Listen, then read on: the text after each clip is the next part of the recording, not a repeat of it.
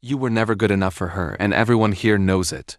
My brother's voice cracked across the dimly lit bar like a hammer striking glass, silencing the clinking of bottles and turning a dozen pairs of curious eyes in my direction, as if I were a wounded animal being dragged into the center of the ring. And in that instant I felt the floor tilt beneath me, the sticky wood under my boots holding me down while the laughter he'd ignited lingered in the air like smoke that refused to clear. My jaw tightening not because I didn't expect him to attack me, but because he chose to do it here, in front of strangers, in front of people I'd never see again yet who would carry the image of me shrinking in the corner while he basked in his performance of dominance. And I knew by the smirk in his eyes that this wasn't spontaneous cruelty. It was rehearsed, sharpened, timed for the exact moment when the Friday night crowd was loose with beer and quick to laugh at someone else's expense. And though the shame stung hot in my throat, I swallowed it down with a calm I'd practiced too many times. The kind of calm that looks like weakness but hides a patience most people never notice until it's too late, because by the time they realize what you've been storing away, it's already snapping back like a steel trap. And I wanted to say something then, something that would slice through the smirk on his face. But instead, I let the moment breathe, because if there's one thing I've learned, it's that humiliation burns brightest in the short term, but memory lingers longer. And I already had one thing on him, one thing no one else in this bar could even imagine I had, a detail he had overlooked, a crack in his armor that he couldn't see coming. And the thought of it pulsed in me like a second heartbeat as I stared at him and let the crowd laugh. Before we get deeper into this story, make sure you're subscribed and tell us in the comments where in the world you're listening from. My name's Daniel Rhodes. I'm 37 years old, born and raised in Columbus, Ohio, a city that's never sure whether it wants to be big or small. And though I carry that Midwestern plainness in my voice, don't confuse it for simplicity, because men like me spend their whole lives holding everything together, while people like my brother watch for chances to kick our legs out from under us. And as much as I hated that he chose to humiliate me in that bar, surrounded by the smell of fried food and spilled beer, the weight of football games replaying on muted TVs overhead, I could almost taste the irony, because only he and I knew the history that tied us to this particular place. Only he and I understood the twisted significance of the glass he raised after mocking me. Filled with cheap bourbon, we used to sip in the garage of our parents' house while swearing we'd always have each other's backs. And now here he was, using that same drink as a weapon, raising it like a trophy over my head. And I realized in that instant how fitting it would be when the very thing he'd weaponized became the symbol of his undoing, because symbols have a way of circling back when you least expect them. And in my life I've learned that nothing rots a person faster than the taste of their own ritual turned sour in their mouth. So when he smirked, I smirked back, because I already knew how the story would end, though no one else in that bar could have guessed it. The smirk lingered on his face like a stain, and I could feel the crowd's attention beginning to shift back to their own drinks and conversations, the humiliation written into the moment but already fading for them, while it seared into me like a brand that would not cool. Yet I stayed still. Let him think he had won. Let him believe he'd silenced me. Because nothing feeds arrogance like the illusion of victory, and the longer he floated in it, the harder he would crash when gravity returned. And I sat there with my beer, swirling the amber liquid, the way my father used to swirl black coffee in his chipped Ohio State mug, before delivering some piece of advice I never asked for, and I could almost hear his voice telling me not to rise too quick. That men who leap without thinking always end up bleeding, and for once I was grateful for that echo, because my instinct was to leap across the table and wrap my fists around the smirk itself. But instead I swallowed, and the bitterness slid down my throat, bitterer than the drink, and I leaned back, letting the vinyl booth press against my shoulders like a restraint I didn't want, but maybe needed.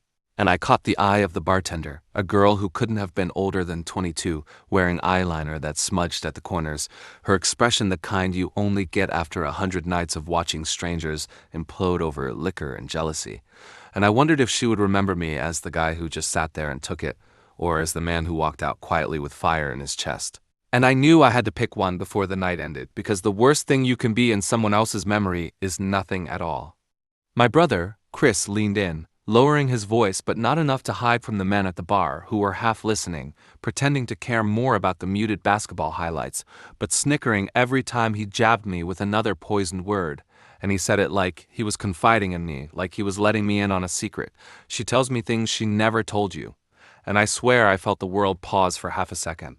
Like even the jukebox refused to play the next note until I processed what he'd just thrown into the air. And my first thought wasn't disbelief, it was clarity, a sickening click in my brain that told me this wasn't the first time, that the subtle coldness in her eyes, the way she'd pulled away during Thanksgiving, the sudden excuses about late nights at work weren't just shadows in my paranoia, but threads leading right back to him. And as the bile rose, I felt a strange calm wrap around me, the kind of calm that comes not from peace but from recognition. Like a soldier hearing the whistle of an incoming shell, and knowing there's no more guessing left, only impact. I didn't look at him when he said it. I just stared at the ring of condensation my glass had left on the table, perfectly round, a small and meaningless shape that suddenly felt like the whole picture of my life. Circles within circles, routines I thought were steady but were really just traps, and I dragged my finger through it, smearing the circle until it vanished. And in that tiny act, I told myself this wouldn't be the shape of me. Not now, not after this. Chris laughed under his breath, satisfied, and leaned back like a king returning to his throne, stretching his arm across the booth as if the entire bar were his living room. And for a flash, I remembered us at 17, standing in the end zone of our high school's crumbling football field, me trying to impress scouts who never looked twice. Him laughing and saying he didn't need to try because things always came easy.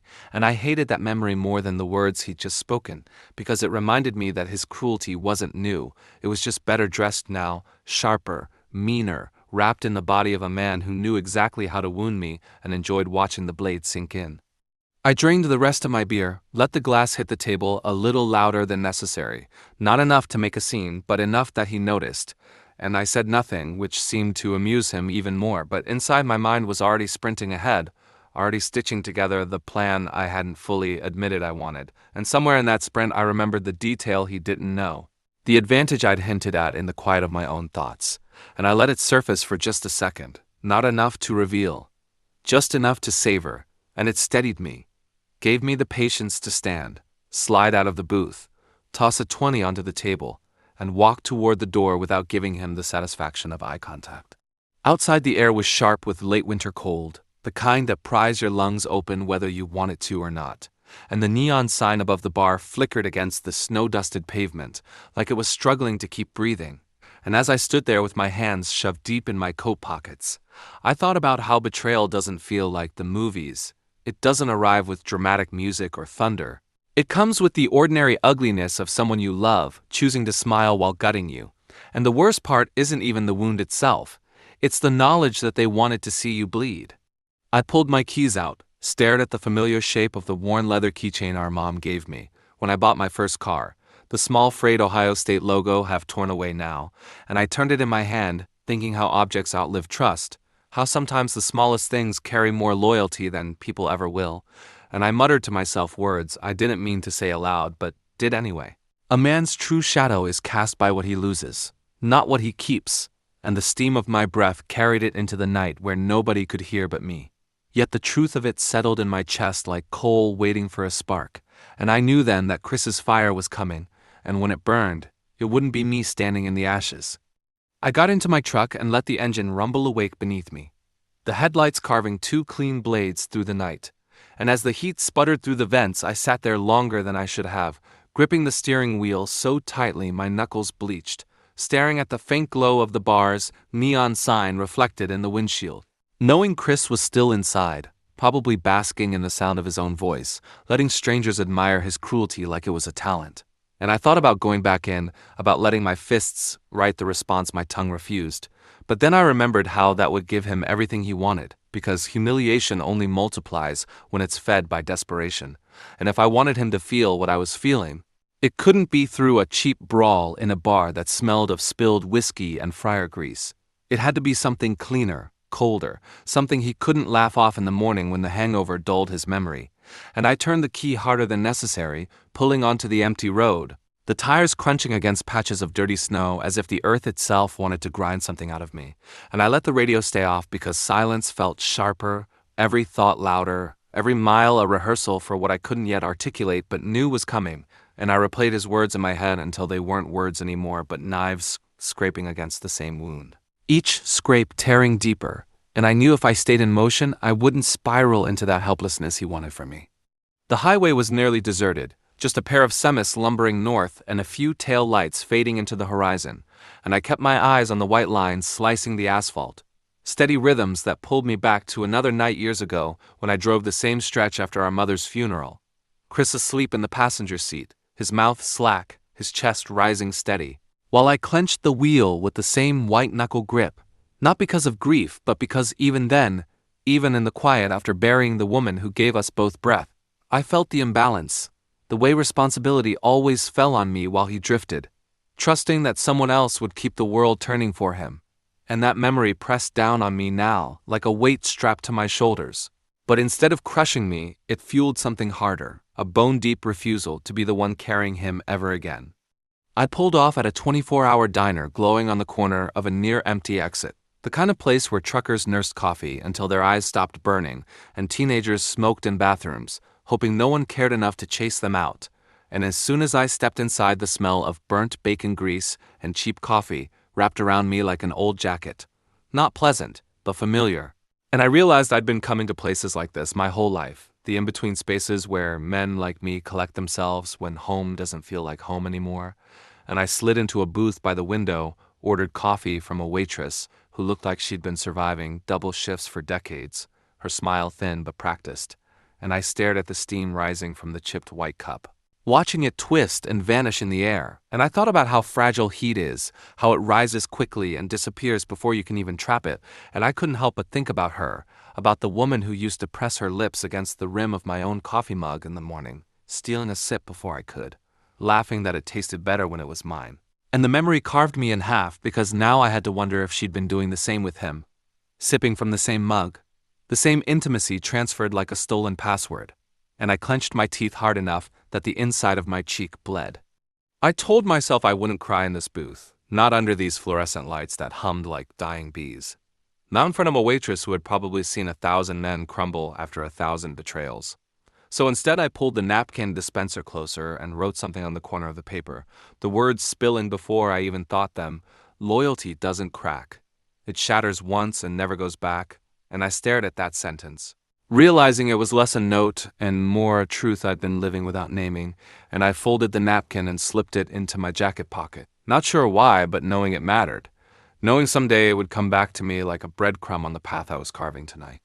Across the diner, a group of college kids in hoodies were arguing about a basketball game, one of them slamming his fist against the table, and for a moment I envied them, the simplicity of anger, at missed free throws, at bad calls, at games that didn't decide anything except bragging rights, because my anger was heavier, rooted in betrayal that would change the entire trajectory of my life. And I knew I couldn't walk away from it, couldn't just drink another cup and forget, because betrayal has a taste that stays on your tongue, no matter how much coffee or whiskey you pour over it.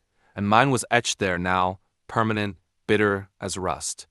When I finally paid and stepped outside, the cold bit harder, and I let it. Let the wind carve its way through my coat because pain felt cleaner when it came from weather, not people. And I stood by my truck for a long moment, staring up at the blank Ohio sky where no stars could break through, and I whispered something again, not caring who heard. People think the worst thing is losing someone you love. But the truth is worse. The worst is realizing they chose to lose you. And as I climbed into the truck, I knew I wasn't driving home. Not yet. Because home wasn't home anymore. It was a crime scene wearing the mask of a living room. And I needed distance. I needed miles. I needed silence deep enough to hear my own heartbeat steady into something colder. Because the man who sat in that booth tonight wasn't the same one who walked into that bar, and the man behind this wheel wasn't going to take humiliation as his final chapter. He was going to rewrite the ending, letter by letter, until Chris and the woman who followed him into the shadows understood that I hadn't been the weak one. I'd been the waiting one. And waiting is its own kind of power if you know how to use it. The roads bled into each other until I no longer cared where I was headed.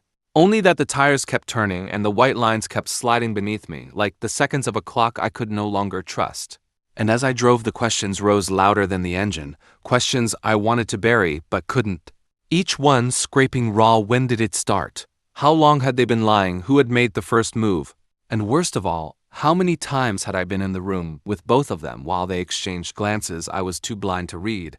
And the shame in that thought pressed harder than the betrayal itself, because humiliation doesn't stop at the moment of discovery. It rewinds your memory reel, and forces you to rewatch your own stupidity, scene by scene, until you want to claw your own skin off just to erase the evidence of your trust.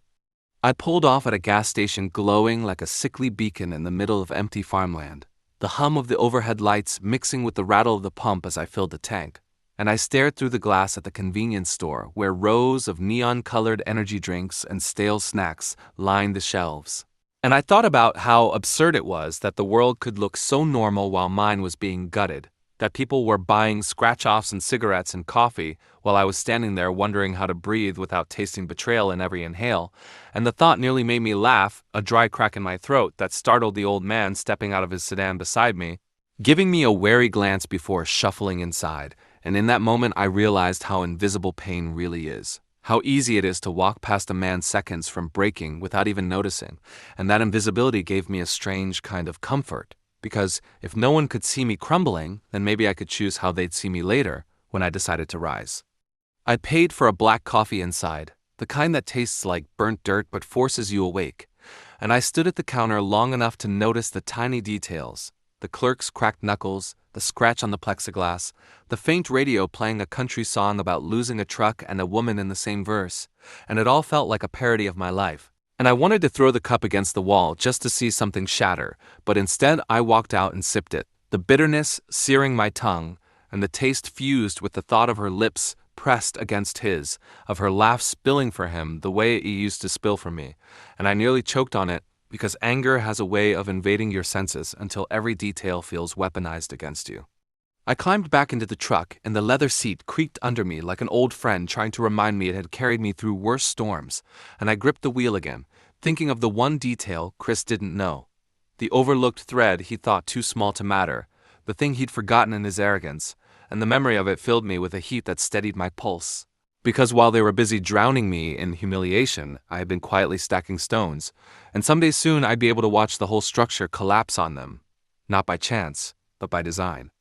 I pressed harder on the accelerator, the truck leaping forward into the dark, and in the blur of headlights and endless road I whispered again. This time not philosophy but a promise. I won't burn out. I'll burn through. And the sound of my own voice startled me, but it also lit something inside, because promises spoken aloud have a way of binding you, like a contract signed with the air itself, and I knew there was no turning back. Hours passed, the horizon paling with the first hint of dawn, and exhaustion tugged at me, but I refused to stop, refused to let sleep steal this momentum. Because if I rested now, I feared I'd wake softer, weaker, more willing to forgive what could never be forgiven, and I couldn't risk that. Not when forgiveness was the rope they wanted to use to pull me back into their circle. The same circle I had smeared away with my finger on the bar table. The same circle that no longer existed. When the sun finally cracked the sky with a thin orange blade, I found myself pulling into the lot of a gym I hadn't been to in years, the kind of no-frills place with rust on the dumbbells and motivational posters curling at the edges, and I stood there in the parking lot for a long time, sipping the last of the cold coffee, staring at my reflection in the truck's window, seeing the exhaustion, the hollowness, the simmering rage in my eyes, and I decided this was where I would start turning the chaos into muscle, where I would bleed the humiliation out rep by rep. Not because iron fixes betrayal, but because it reminds you that resistance can be shaped into strength if you're willing to hurt for it. I pushed through the doors, the smell of rubber mats and sweat hitting me like a wall, and for the first time in hours I felt grounded. The clang of weights and the grunt of strangers lifting their burdens echoing through the air like a choir of survival, and I loaded a barbell heavier than I should have, let it press against my spine. And as I squatted, I imagined every pound was another lie I had carried, another smirk I had swallowed, another night they had stolen from me, and with each rep my legs trembled but my chest expanded, the pain carving me into someone sharper, someone who wouldn't just endure but would retaliate, and when I finally racked the weight and stood there panting, sweat dripping into my eyes, I smiled for the first time since the bar, not because I felt better, but because I felt ready. By the time I staggered out of the gym, my shirt clung to me like a second skin, soaked through with the kind of sweat that feels less like effort and more like purging, and I sat on the curb gulping air as the early commuters began filing past, their cars lined up at the stoplight, drivers clutching travel mugs and staring dead-eyed into the day ahead. And I wondered how many of them were carrying the same invisible betrayals I was. How many were nodding to spouses in the kitchen while secretly suspecting the text messages weren't meant for them. And the thought almost made me laugh, because betrayal is a silent epidemic. Nobody talks about it until it detonates, and then it's all anyone can see. My phone buzzed in my pocket, and for a moment I thought about not answering. But the screen lit with her name, and my chest hollowed out as I stared at it, the syllables that once softened me now looking sharp enough to slice. And I swiped before I could think better, her voice spilling through in that practiced sweetness that used to feel like a homecoming but now felt like poison laced with honey. "Where are you?" "You didn't come back last night." I let the silence stretch, not because I didn't have words, but because I had too many, a torrent dammed behind my teeth. And when I finally spoke, it came out lower than I expected, steady but lined with steel. "I was where I needed to be." She faltered. I could hear it in the microsecond pause. Then she tried again, layering concern over her nerves, asking if I was okay, if we could talk, and I pictured her sitting somewhere comfortable, maybe even in the apartment we'd shared, maybe even on the same couch where Chris had sat during Sunday games, his laughter mingling with mine while she played hostess, and bile rose again. Because once betrayal enters the room, it rewrites every memory you ever had with someone, corrupting the smiles, rebranding the gestures, making the whole past feel counterfeit. And I realized I couldn't stand to hear her voice soothing me anymore, so I told her flatly, "I know," and ended the call before she could weave another sentence. The 2 words enough to send her spiraling, but not enough to give her clarity, and that uncertainty was my first act of control in a long time. I sat there on the curb, my pulse hammering, the phone heavy in my palm, and I almost hurled it into the street just to see it crack like my trust had, but instead I slipped it back into my pocket because destruction was too easy, and I didn't want easy anymore. I wanted deliberate. I drove home not because I wanted to see her, but because I needed to look at the space I had lived in with new eyes, needed to mark the fingerprints of deceit in the very walls. And when I stepped inside the house, the smell hit me first. Her perfume lingering faintly in the air, the floral sweetness that once grounded me, now making me gag. And I scanned the living room like it was a crime scene. Every object suspicious, the throw blankets suddenly sinister, the stack of unopened mail a reminder of bills I'd paid while they shared something priceless behind my back. And I walked to the kitchen, my chest tightening when I saw the half-empty bottle of bourbon still on the counter, the same brand Chris had raised in the bar. And the sight of it twisted my stomach because it was like he'd marked my home with his presence, and I wanted to smash it. But instead I poured a glass, not to drink but to hold, to feel its weight in my hand, as if reminding myself that symbols only have power when you decide what they mean. And I stared at the amber liquid, telling myself that someday this drink would taste different. Someday it would be the flavor of justice, not shame. Upstairs, the bed was made too neatly, and that small detail struck me harder than the bourbon, because she never tucked the sheets tight like that. She always left them in a mess of tangles, laughing that she didn't have time for hotel corners, and the precision now looked like guilt, like she had staged the bed for my eyes, overcompensating with neatness as if order could erase chaos, and I sat on the edge, running my palm over the cold fabric, and the silence was so thick I could hear my heartbeat in my ears. I thought about the years I'd spent breaking my back at work, the overtime, the constant pressure to perform, the way I came home bone-tired but still managed to cook or fix or listen, while she claimed loneliness, and Chris offered company, and I almost broke then, almost let the tears flood. But instead I clenched the edge of the mattress until my knuckles popped, whispering again to myself words I hadn't rehearsed, but that arrived with the weight of stone. They took the roof I built and turned it into shelter for their lies. And I let that truth sit, heavy and immovable, because philosophy doesn't need polish when it's carved out of pain. My phone buzzed again, this time with a message, her asking me to meet, promising explanations, swearing nothing happened the way I thought, and I stared at the words until they blurred. Thinking about how liars always fall back on two tools, denial and delaying, I wasn't going to hand her either, so I slid the phone face down and went to the closet, pulling out an old shoebox tucked high on the shelf. The box I hadn't opened in years, filled with college relics, ticket stubs, photos, scraps of memory that smelled like another life, and at the very bottom was the piece of paper I'd nearly forgotten, folded and yellowing with time. A signed contract from a business venture Chris and I had tried in our 20s. A bar we almost opened together before he bailed and left me covering debts I barely survived, but the contract still bore his name his careless signature binding him in ways he never paid attention to. And as I traced the ink, I realized something I hadn't before, that he had left loopholes wide open, technicalities he never cleaned up, obligations he probably assumed had expired but in fact had never been fully released. And a slow smile crept across my face, not because I had a plan yet, but because I had a weapon, one buried under dust while he strutted through life believing I had nothing sharp to throw back. And I tucked the paper into my jacket, folding it carefully. Because sometimes revenge isn't about creating the blade, it's about realizing you've been holding it all along. The paper felt hot in my jacket pocket as I drove, like it carried its own pulse, a quiet heartbeat of unfinished business, and I couldn't help but think how strange it was that a careless signature scrawled years ago, in an era when I thought loyalty meant permanence, might now be the thread that unraveled the man who took everything from me.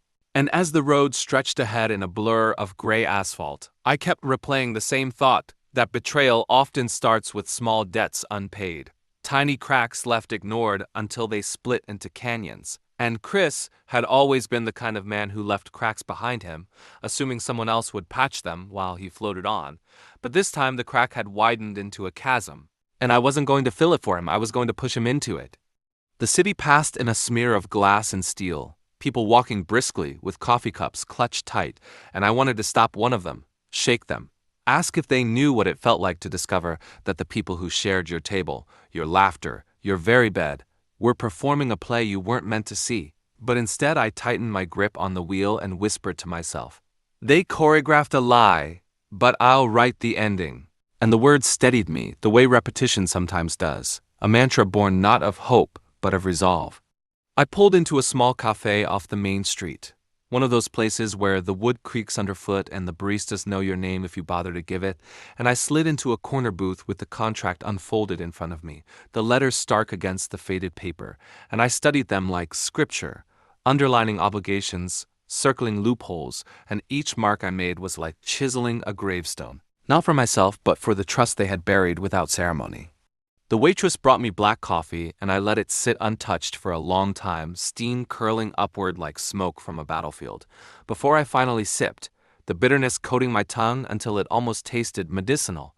And I thought about how bitterness itself is a kind of medicine, harsh, unpleasant, but cleansing, if you can swallow it without flinching. My phone lit again with her messages, piling one after another, her tone swinging from tender to panicked, explanations tripping over apologies, offers to meet, to explain, to somehow rewind the tape, and I realized she still thought I was the same man she had married, the man who smoothed over rough edges, the man who carried more weight than was fair and never complained. But she hadn't seen this version of me yet, the one who had walked through the fire of discovery and come out stripped of illusions. And I whispered into the steam of the coffee, not for her but for myself, "The man you betrayed doesn't exist anymore." The cafe filled with the low hum of conversations, clinking cups, the casual intimacy of strangers, and I felt like I was sitting behind glass, watching a world I no longer belonged to, because once betrayal brands you, it doesn't wash off. You carry it into every room, every interaction, until you decide what to do with it, whether to let it corrode or to weaponize it, and I knew my choice now. I folded the contract back into the jacket, finished the coffee in a single burning gulp, and left the cafe with the taste of resolve bitter in my throat. At home again, the bourbon bottle still waited on the counter, half empty like a dare, and this time I picked it up, poured a measure, and raised it to my lips, not to drown but to sanctify. And as the burn traced its way down my chest, I thought, one day, this will be the toast to justice, and I set the glass down without flinching.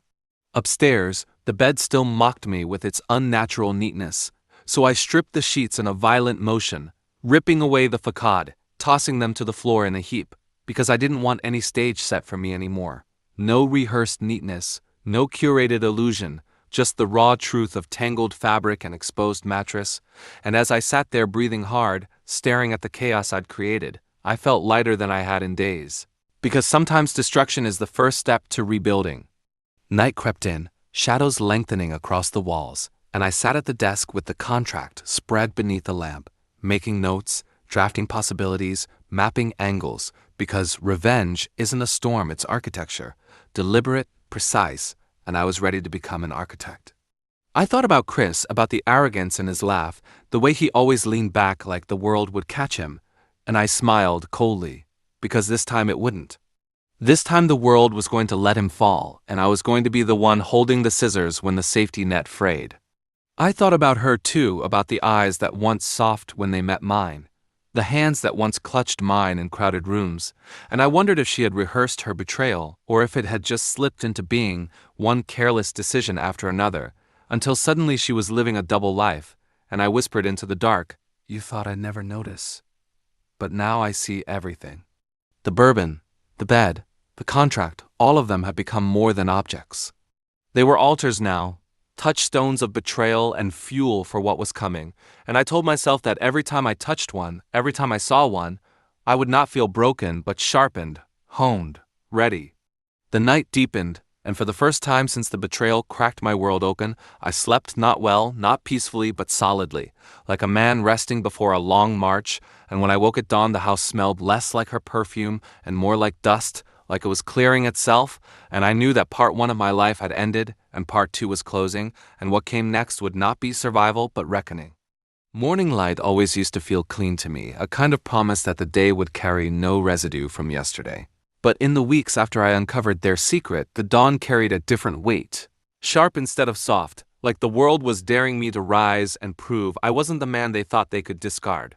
And so each morning became ritual. I would wake early, run through the documents again, the contract spread like a map of buried treasure across my desk, notes in the margins, dates underlined, clauses highlighted, and then I would draft possibilities. Small, quiet steps that could be taken without fanfare, the way a hunter moves branches before a snare, careful not to rustle too loudly.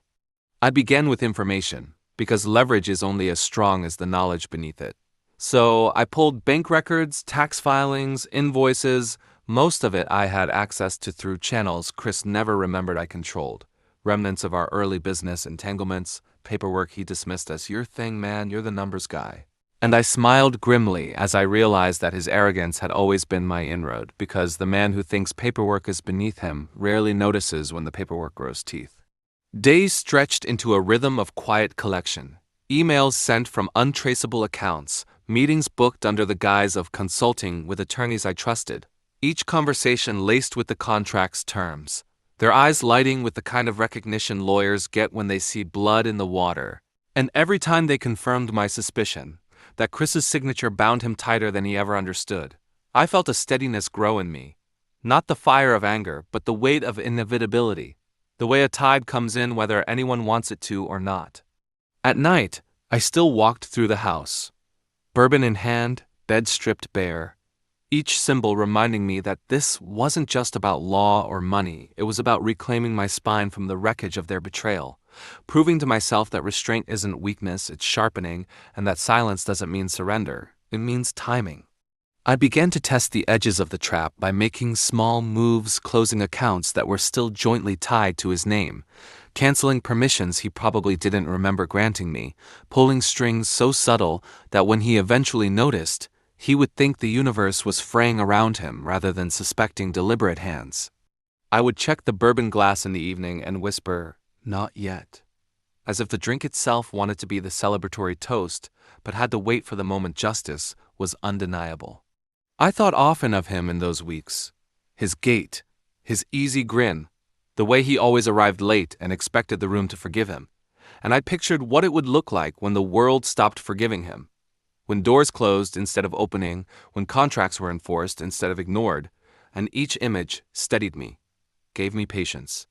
She texted less by then, her apologies thinning into silence, and though sometimes I still caught myself looking at the phone, I trained myself not to reply, because every silence was another brick in the wall I was building, not against her, but for me, a wall that said I would not be pulled into explanations or reconciliations that served no purpose. The bed stayed stripped, and I found that I liked it that way, raw, uncomfortable, honest, because comfort had been the disguise under which betrayal thrived, and I wasn't going to let softness trick me again. In quiet hours, I reread philosophy I once skimmed in college, pages on justice and betrayal, and one line stuck with me, scribbled in the margin of a book from years ago. The measure of a man is not how he suffers betrayal, but how he engineers its consequence. And I copied it onto a slip of paper and pinned it above the desk, because it felt less like wisdom and more like a blueprint.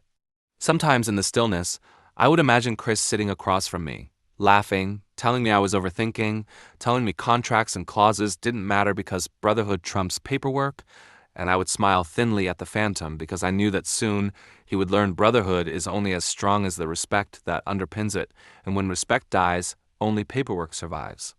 The attorneys confirmed what I had begun to suspect. If I pressed the terms of the contract to their limits, I could not only strip Chris of his access to certain shared assets, but also expose him to penalties he couldn't casually pay. Penalties that would bleed into his lifestyle, the car, the apartment, the facade he presented to the world. And I savored the idea of dismantling him, not with shouting matches or punches thrown, but with clauses and signatures, with a paper cut that became an incision. I kept moving carefully, a shadow around the edges of his world, never confronting, never warning, because confrontation would give him the satisfaction of seeing my hurt, and I had promised myself that he would never again have the privilege of witnessing my pain. Instead, I wanted him to feel what I had felt. The slow dawning, the creeping suspicion, the realization too late that the ground beneath you has shifted. And so I designed my revenge as a mirror, a reflection, where his discovery would arrive not in a single dramatic burst, but in stages, peeling away until there was nothing left. Each day I built the architecture further. Each day I stacked another stone, and by the time the calendar flipped into another month, I was no longer wondering if I would strike, but only when. And I realized I was patient enough to wait until he leaned back again in arrogance, expecting the world to catch him because that was the moment I wanted, the precise moment the net wasn't there, and gravity took care of the rest. It began like a whisper, a faint thread of inconvenience in Chris's world, a bank card declined at a restaurant where he was used to slapping it down with a flourish. The server's polite apology cutting into his charm like an invisible knife, and while he laughed it off, told the table it was a bank error, that he'd cover it later, the seed of unease had been planted. Because men like him didn't like surprises that dented the image they curated. And I knew, watching from a distance, that the seed would grow, watered by the next disruption and the one after that, until doubt became his shadow. Soon, he called me voice casual, too casual, the way men get when they're trying to disguise panic, and he said, "Hey bro, weird thing. I think the bank's got some wires crossed. You still getting those alerts?" And I kept my tone flat, uninterested, said I hadn't noticed anything unusual, which was true enough because unusual for him had become routine for me. Each move I had made was beginning to echo in his life. Accounts tightened, permissions revoked, small access points quietly sealed shut.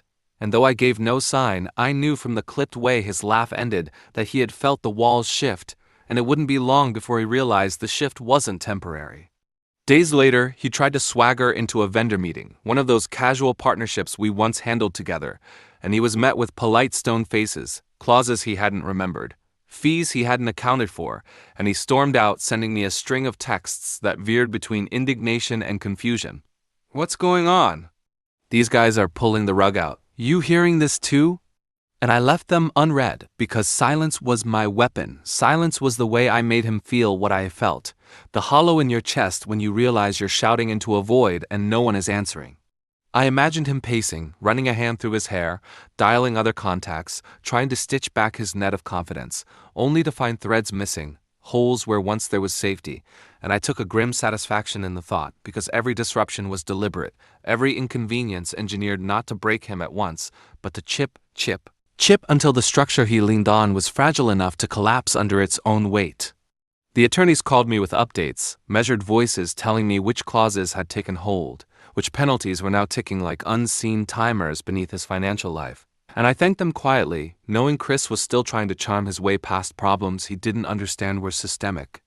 Word traveled too, as it always does, whispers among mutual contacts. People we once both knew, men and women who told me in hushed tones that Chris seemed off his game, that he had snapped at a meeting, that he was late on a payment he never used to miss. And though I gave nothing away, inside me a steady drumbeat grew, not triumph yet, but inevitability. He called again, and this time the casual mask slipped, his voice frayed with the edge of accusation. "Are you doing something? Because this doesn't make sense, man. This doesn't just happen."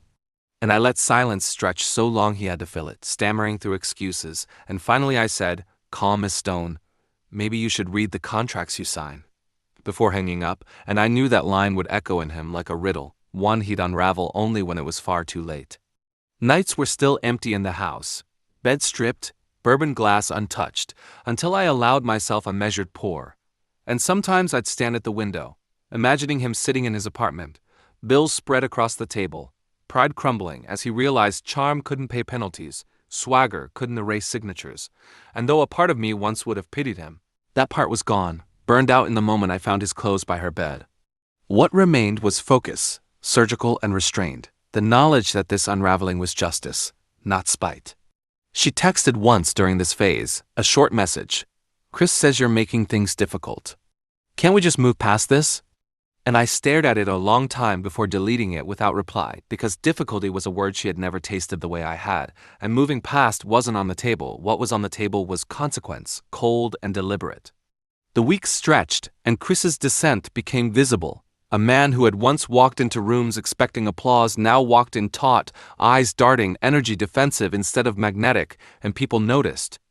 People always notice when the shine goes dull. He tried anger. 2 voicemails laced with curses, calling me petty, calling me weak, trying to bait me into shouting so he could convince himself the playing field was equal. But I never gave him that gift, never lifted my voice, never even returned the calls, because silence was the weapon he couldn't parry. Silence was the mirror in which he saw himself unravel. And so the noose tightened, not with rope but with contracts, with banks, with whispers, each strand invisible until he realized he was choking, and I watched from my stripped bed, bourbon in hand, knowing that the tide I had engineered was now rising around him, slow, steady, merciless, and that soon he would understand what it meant to lean on air. It didn't collapse in one dramatic instant, but in a series of quiet implosions that stacked until the sound was deafening. And Chris, the man who had always strutted through life as if gravity bent politely around him, was suddenly a figure of desperation, calling in favors that weren't returned, smiling too wide in rooms that had already decided to look past him, his accounts frozen, his credit line severed, his once bottomless well of charm finally running dry, and though he fought to hide it, the truth bled out of him in ways he couldn't contain. Shoulders slumped, voice cracking, a man who had never prepared for a world where people said no. It was the lawyers who delivered the hammer blow, a notice that landed like a verdict, reminding him of clauses he'd signed, penalties triggered, debts now public and inescapable, and I imagined him reading it in his apartment papers, scattered across a table. Her perfume maybe still clinging faintly to the air, though she had stopped calling him too, realizing at last that what she had chosen wasn't safety but ruin. He tried once more to reach me, the final confrontation, showing up unannounced at my place, and I heard the pounding on the door echo through the stripped halls, a desperate rhythm that spoke more than words ever could. And when I opened it, he stood there, not polished, not radiant, but hollow-eyed, his shirt wrinkled, voice fraying as he demanded to know what I had done, how I had twisted things, how I could betray my own blood.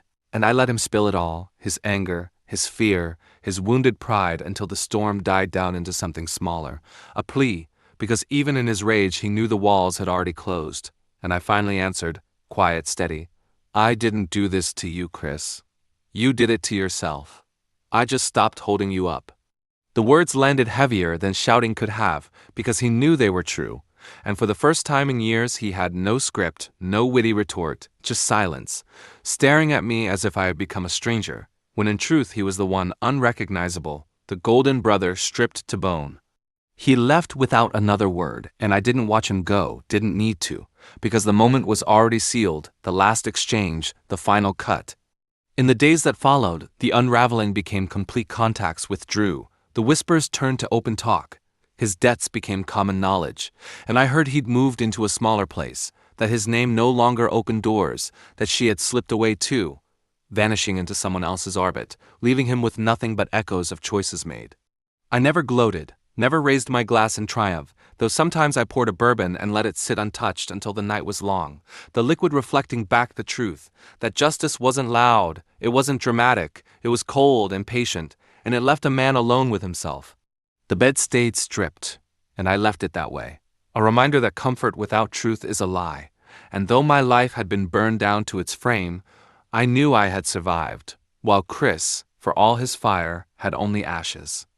The house was quieter than it had ever been, stripped of illusions and of her perfume, of laughter that had once softened walls, and yet the silence wasn't empty.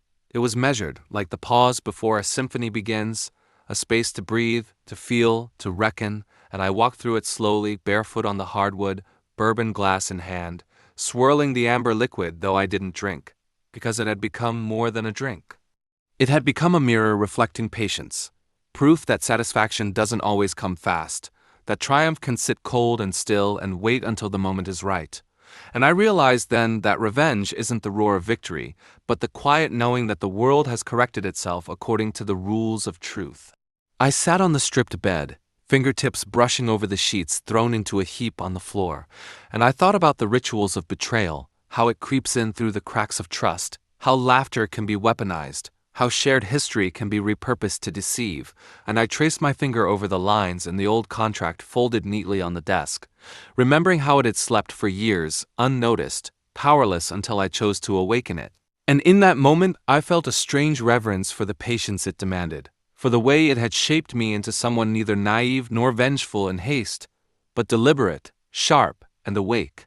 Outside, the neighborhood hummed with Saturday traffic. Dogs barking, a child screaming somewhere down the street, a delivery truck rattling past, and the ordinary sounds of a world moving on without noticing the violence of my internal reckoning. And I thought, with something like amusement, how strange it is that the world never notices until it hits its head on the consequences of its own negligence. How invisible acts of betrayal can leave footprints too deep to erase once finally recognized. And I whispered aloud, the measure of patience is not how long you wait, but how you wait. And the words tasted like truth, not apology. I poured another glass of bourbon, this one untouched as well, and held it up to the light, thinking about Chris, thinking about her, and the way the threads of our lives had been woven and unweaved. And I knew that both of them, for all their schemes and smiles, had underestimated the quiet strength of a man who could absorb humiliation, betrayal, and rage, and choose method over frenzy, silence over outcry. The twist, though, was not only in the justice served, but in the subtle grace that followed. I discovered, in a conversation with a mutual acquaintance weeks later, that Chris had been quietly facing the bureaucracy he had ignored, stumbling through the loopholes he had left open, learning too late that arrogance carries a price, while she, in fleeing the storm, had inadvertently revealed a second layer of deceit to another party in her orbit, leaving her own credibility dangling like a frayed rope, a poetic double twist where the betrayer's deceit boomeranged on itself, and I couldn't suppress a wry smile at the symmetry of it, the way truth eventually asserts itself with its own stubborn persistence. I looked out the window at the gray light of the early morning, coffee brewing in the kitchen, steam curling upward like the smoke of small victories, and I realized I had survived more than humiliation. I had survived the temptation to destroy recklessly, the instinct to lash out, the urge to seek satisfaction in spectacle, and in that restraint I discovered something far deeper freedom.